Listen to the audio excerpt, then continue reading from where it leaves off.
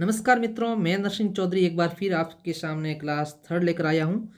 और इस क्लास में अपन बात करेंगे साहित्य इतिहास लेखन की प्रविधियों के बारे में। ठीक है, तो आज अपना जो टॉपिक है वो क्या है? साहित्य इतिहास लेखन की प्रविधियां। तो अपन टॉपिक को मेंशन कर लेते हैं। कौन सा टॉपिक है? साहित्य इतिहास लेखन की प्रविधियां। साहित्य इतिहास लेखन की प्रविधियां। और ये जो प्रविधियां हैं, कितनी है अभी प्रविधियां? प्रविधियां हैं अपने पास 4 प्रविधियां। कितनी है? 4 है। ठीक है, अब ये 4 कौन कौन सी है देखिए। पहली जो प्रविधि है, एक तो अपन वर्णानुक्रम, जैसे पहले अ है उसके बाद आ है, इस हिसाब से नाम वाइज। ठीक है, वर्णानुक्रम वर्णानुक्रम पद्धति हो गई। दूसरी जो अपने पास प्रविधि है वो है कालानुक्रम, काल के अनुसार। ठीक है, तो वर्णानुक्रम होगी, कालानुक्रम होगी। तीसरी जो प्रविधि है वो है विधेयवाद, जो कि शुक्ल जी ने विधेयवाद के तहत ही अपनी रचना की थी, हिंदी साहित्य का इतिहास नाम से। और चौथी है अपने वैज्ञानिक, ये गणपति चंद्रगुप्त की है, वैज्ञानिकवाद। ठीक है, तो विधेयवाद हो गया। वैज्ञानिक वाले कौन है? गणपति चंद्रगुप्त हैं। विधेयवाद के जनक तो वैसे तेन है। ठीक है, लेकिन अपने यहाँ पर हिंदी साहित्य का इतिहास लिखने वाले विधेयवाद से कौन है? शुक्ल जी हैं। कालानुक्रम के अंदर ग्रियर्सन और मिश्रबंध विनोद हैं। वर्णानुक्रम में कौन है? वर्णानुक्रम के अंदर गार्षद तासी हैं, शिव सिंह सेंगर हैं, ये सब। ठीक है, तो अब इसके ऊपर हम डिस्कस करते हैं, क्योंकि यहाँ से भी सवाल आने की संभावना रहती है। तो सबसे पहले अपन हेडिंग लगाते हैं वर्णानुक्रम। पहली हेडिंग अपनी कौन सी है? वर्णानुक्रम। इसके अंदर क्या होता है, कैसे क्या होता है? ठीक है, अब यदि सबसे पहले अपन बात करें तो इसका जो ये जो प्रविधि है, इसका स्तर क्या है? या उच्च स्तर की है या निम्न स्तर की है? तो अपन कह सकते हैं कि वर्णानुक्रम है ये सबसे लोवेस्ट लेवल की है। ठीक है, तो इसे अपन कह सकते हैं कि निम्न स्तर की विधि है, निम्न स्तर की प्रविधि है ये। ठीक है, निम्न स्तर की प्रविधि। ठीक, अब देखिए इस विधि से लिखने वाले कौन कौन है? तो अपने पास एक तो है गार्षद तासी। भाई मैं इसको ऐसे कर लूँ। पहले इसके अंदर कौन से हैं? गार्षा द तासी, ये नाम ध्यान रखना भाई, इनकी पुस्तक का नाम पूछा जाता है बार बार। ठीक है, तो गार्षा द तासी ने अपनी कौन सी पुस्तक में लिखा है वर्णानुक्रम पद्धति से? तो इस्तवार द ला लिटरेट्यूर एंदुई ए हिंदुस्तानी, इस नाम से इन्होंने पुस्तक लिखी है। ठीक है, तो इनकी रचना का नाम क्या है? इस्तवार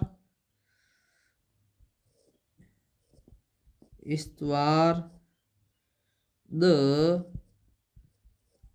ला लिटरेट्यूर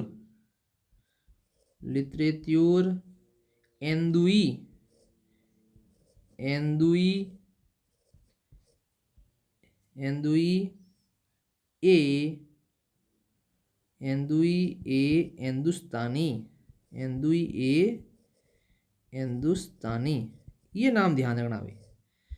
कई बार ये नाम दे देंगे और पूछ लेंगे इसके रचनाकार कौन है या ये पुस्तक किसकी है। ठीक है, और इसका जो प्रकाशन है वो कब हुआ है ये ध्यान रखना। 1839 में, 1839 ईस्वी में इसका प्रकाशन हुआ है। और एक बात इसके लिए ये ध्यान रखना, जो इस्तवार द ला लिटरेचर हिंदुस्तानी है, ये वर्णानुक्रम में लिखा हिंदी साहित्य का पहला ग्रंथ है ये। ठीक है, तो अपन कह सकते हैं वर्णानुक्रम में लिखा हिंदी साहित्य का प्रथम ग्रंथ है। हिंदी साहित्य का कौन सा ग्रंथ है? प्रथम ग्रंथ है। ठीक है, प्रथम ग्रंथ है। अब एक बात ये बताइए, अब ये जो है गार्सदतासी, ये कहाँ के हैं भाई? फ्रांस के हैं। तो जो इस्तवार्द लिटरेचर हिंदुस्तानी है, ये कौन सी भाषा में लिखा जाएगा? फ्रेंच भाषा में। ठीक है। और अंग्रेजी शब्द भी कौन सी भाषा का है? फ्रेंच भाषा का है। ठीक है। तो ये ध्यान रखना, ये इसकी भाषा लिख देना एक बार। कौन सी भाषा इसकी भाई? फ्रेंच भाषा में। क्योंकि ये खुद जो गार्सदतासी हैं ये खुद फ्रेंच के थे, तो उन्होंने अपनी वहाँ की लोकल भाषा को ही तवज्जो दी। ठीक है।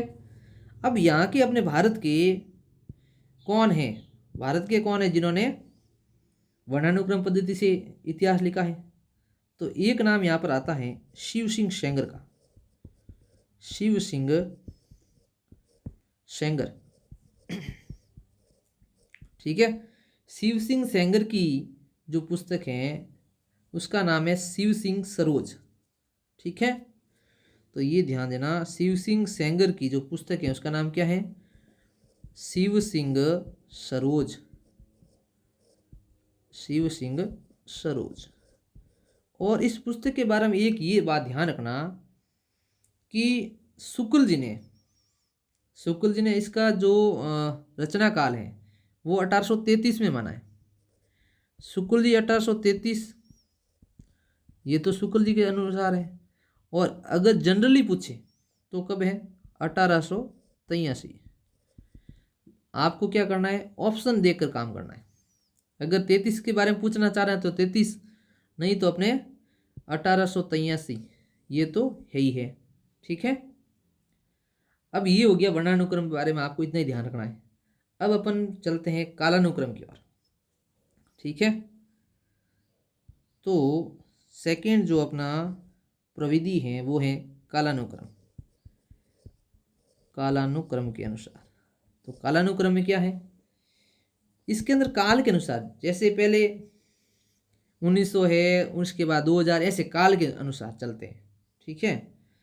तो इसके अंदर लिखने वाले कौन है? 2 जने हैं। एक तो ग्रियर्सन है और दूसरे हैं मिश्र बंधु विनोद। ठीक है। तो एक तो ग्रियर्सन द्वारा रचित है और दूसरा जो भी मिश्र बंधु है उनकी पुस्तक है मिश्र बंधु विनोद। तो ये ध्यान रखना। तो पहले तो हो गया आपके ग्रियर्सन। ग्रियर्सन इनकी जो पुस्तक है, इनकी पुस्तक का नाम क्या है? ये भी पूछ लेते हैं सवाल। The modern vernacular literature of Hindustan. तो नाम ध्यान रखना है, the modern,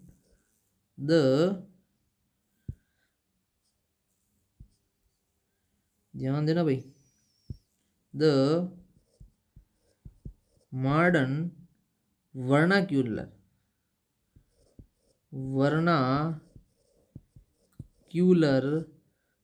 literature, vernacular literature of Hindustan,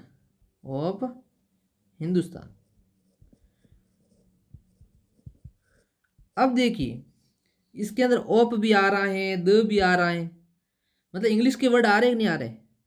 तो इसकी जो भाषा है वो कौन सी है? इंग्लिश है, अंग्रेजी भाषा में रचित है। ठीक है।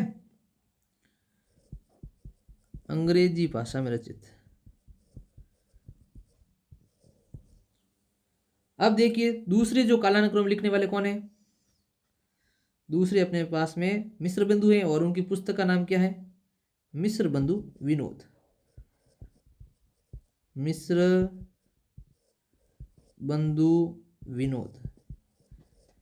और इसको याद रखने की एक ट्रिक है कि काला अनुक्रम मतलब काला पड़ जाता है। कौन? गर्मी के अंदर लोग काले पड़ जाते हैं ना। तो ग्री मतलब ग्रियर्सन और मी मतलब मिश्र बंधु। तो इस हिसाब से याद रख सकते हो कालानुक्रम कौन है? गर्मी मतलब ग्रियर्सन और मिश्र बंधु, मिसमैच नहीं होगा आपके। अब अपन आगे बढ़ते हैं तीसरे पॉइंट की ओर, विदेयवाद। ठीक है।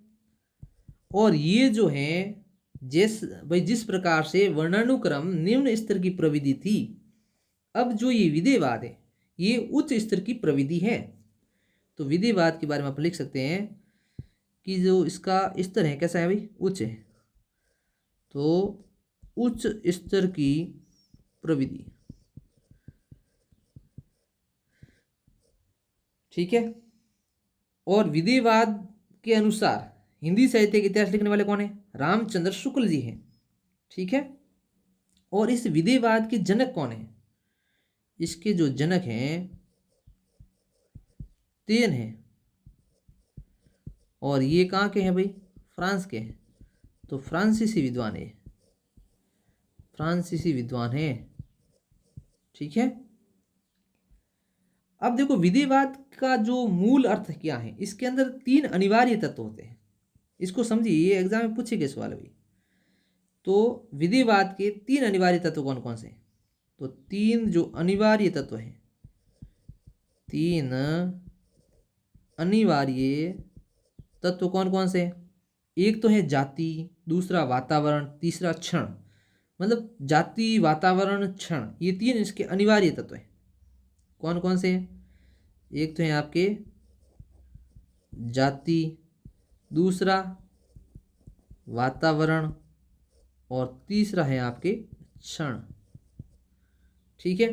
कहने का मतलब ये है कि विधेयवाद ये मानता है कि किसी भी देश का साहित्य तदयुगीन वातावरण से क्षण भर में प्रभावित होता है, और देश की सामाजिक हो, राजनीतिक हो या धार्मिक, आर्थिक जो भी स्थिति है वो तदयुगीन साहित्य को सीधे सीधे प्रभावित करता ही है, बिल्कुल करता है।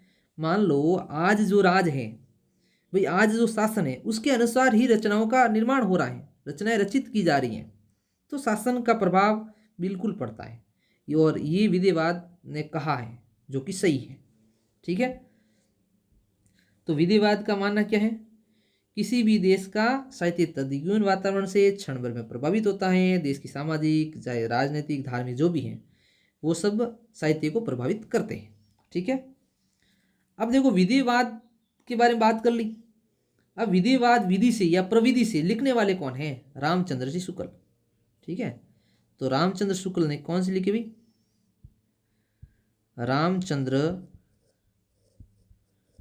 शुक्ल जी का इतिहास है जो विधेयवाद से प्रभावित है। कौन सी है, हिंदी साहित्य का इतिहास, ठीक है। हिंदी साहित्य का इतिहास, ठीक है। अब अपन बात करते हैं चौथा पॉइंट अपना, वैज्ञानिकवाद या वैज्ञानिकता। क्या है, वैज्ञानिक विधि से या वैज्ञानिक प्रविधि, इसके बारे में बात करते हैं।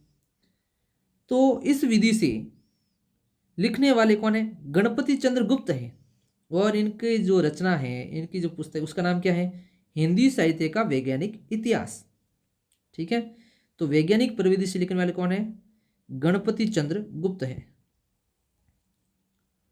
कौन है, गणपति चंद्र गुप्त, और इनकी जो रचना है उसका नाम क्या है, हिंदी साहित्य का, हिंदी साहित्य का वैज्ञानिक इतिहास, ठीक है। हिंदी साहित्य का वैज्ञानिक इतिहास, ठीक है। अब हिंदी साहित्य का जो वैज्ञानिक इतिहास है ये 2 भागों में है, और कब आई है, 1965 में। ये आप नॉर्मली ध्यान रख लेना। अब देखिए छोटे छोटे जो क्वेश्चन हैं जो अक्सर पूछे जाते हैं उनके ऊपर डिस्कस करते हैं, तो आप नोट करके लिखेंगे। अब में छोटे क्वेश्चन है जिसके अंदर अक्सर हमें क्या है, कन्फ्यूजन रहता है, तो उनको अपन इस क्वेश्चन के माध्यम से क्लियर करने चाह रहे हैं। देख लीजिए, एक क्वेश्चन आपके सामने ये है कि हिंदी का पहला वैज्ञानिक इतिहास, हिंदी का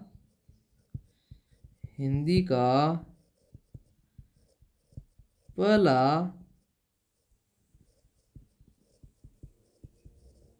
वैज्ञानिक इतिहास।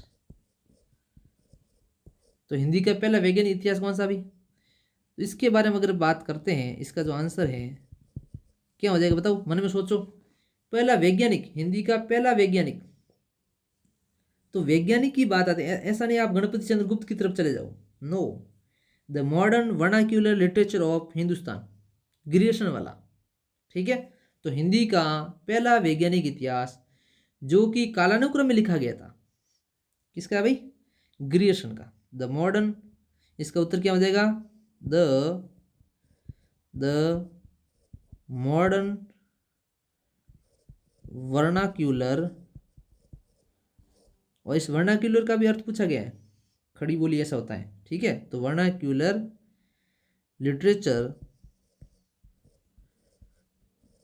Literature of Hindustan, of Hindustan, of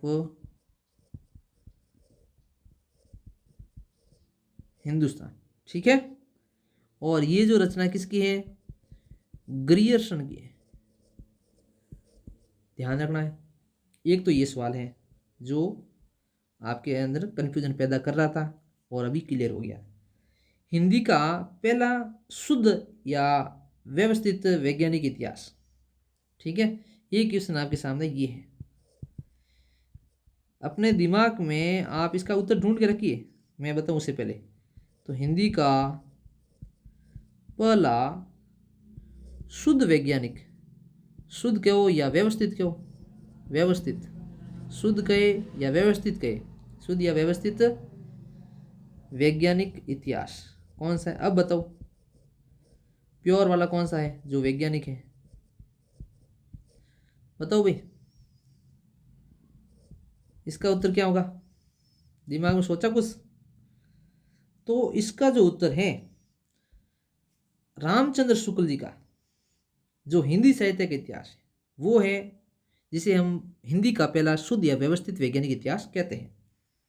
तो हिंदी साहित्य का इतिहास, इसका उत्तर हो जाएगा हिंदी साहित्य का इतिहास, ARC। ठीक है, अब एक अपना अगला क्वेश्चन ये है कि हिंदी का पहला इतिहास ग्रंथ पूछे। ठीक है, हिंदी का यदि आपको पूछे, हिंदी का, इसके अंदर भाषा का कोई जिक्र नहीं है, हिंदी का पहला इतिहास ग्रंथ, चाहे वो किसी भाषा में लिखा हो, हिंदी का पहला इतिहास ग्रंथ कौन सा है? ठीक है, बताओ भाई कौन सा है? कुछ आ रहा दिमाग में? जो मैंने पहले पढ़ा है वही मैं पूछ रहा हूँ, कोई अलग से नहीं है। ठीक है, तो हिंदी का पहला इतिहास ग्रंथ कौन सा है? और हिंट भी मैंने दिया है कि इसके अंदर भाषा का नहीं पूछ रहे हैं कि हिंदी हिंदी में लिखा है या कोई अन्य भाषा में लिखा हुआ है। तो इसका है आपके गासदतासी का जो इतिहास लिखा हुआ था ना, इस्तवार दलाल लिटरेच्यूर हिंदुस्तानी, वो वाला। ठीक है, तो हिंदी का पहला इतिहास ग्रंथ कौन सा है? मैं ऐसे लिख रहा हूं, इस्तवार द ला डॉट डॉट डॉट, समझ आना? ठीक है, अब देखिए अपना अगला जो क्वेश्चन है कौन सा भाई? हिंदी भाषा में लिखा गया, हिंदी भाषा की बात कर रहा हूं, हिंदी भाषा में लिखा गया हिंदी का प्रथम इतिहास ग्रंथ। अब हिंदी भाषा में लिखा है, ये तो फ्रेंच भाषा में था इस्तवार द ला, तो हिंदी भाषा में, हिंदी भाषा में लिखा गया हिंदी